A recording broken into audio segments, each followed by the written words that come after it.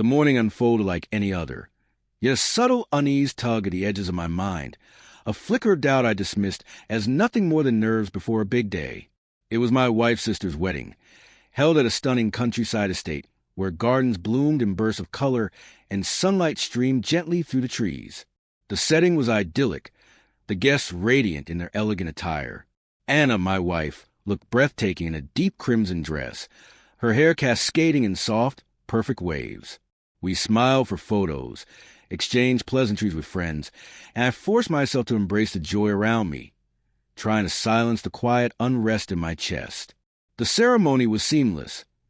Anna's sister moved down the aisle with grace, her happiness shining through every step. The vows stirred emotion in every corner of the garden, moving many to tears.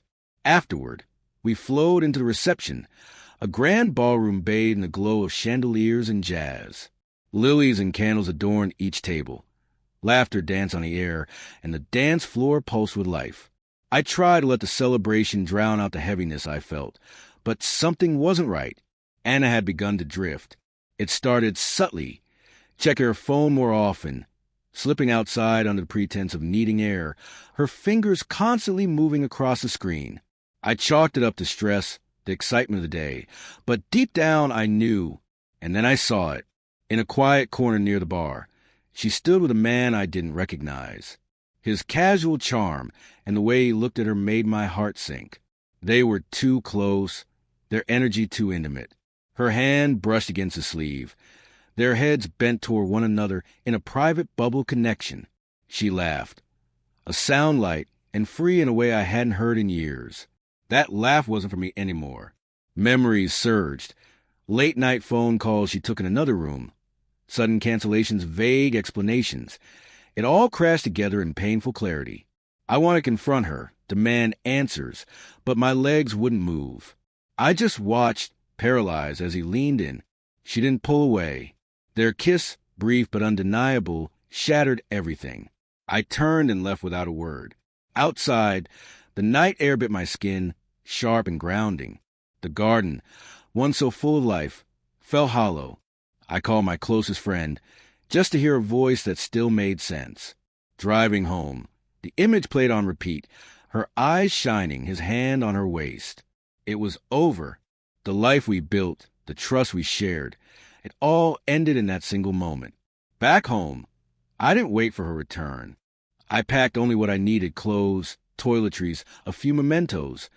Then I sent her a message, simple and final. It's over. No accusations, no drama, just truth. In the days that followed, I ignored her calls and messages until one evening she appeared at my door, tear-streaked, trembling, flowers in hand. She begged for forgiveness, said it was a mistake, that she was confused, that she loved only me. I listened, every word a fresh cut. When she finished, I looked into her eyes and spoke quietly. You didn't just betray me. You betrayed everyone who believed in us.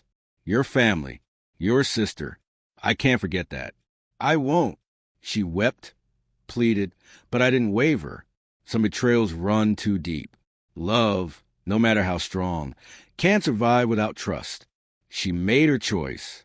Now she had to live with it. Time moved on. I focused on healing. My friend became my anchor, and I returned to the parts of myself I'd long neglected. Hiking, reading, old passions once lost routine. I came to understand that leaving wasn't giving up. It was choosing myself. Months passed. One day, Anna reached out again. She claimed she'd changed, that she was ready to fight for us. I didn't answer. I had found peace in solitude and strength in knowing my worth. That night at the wedding was the darkest moment of my life, but it was also the turning point. In losing what I thought was everything, I found myself. Hurt, yes, but not broken.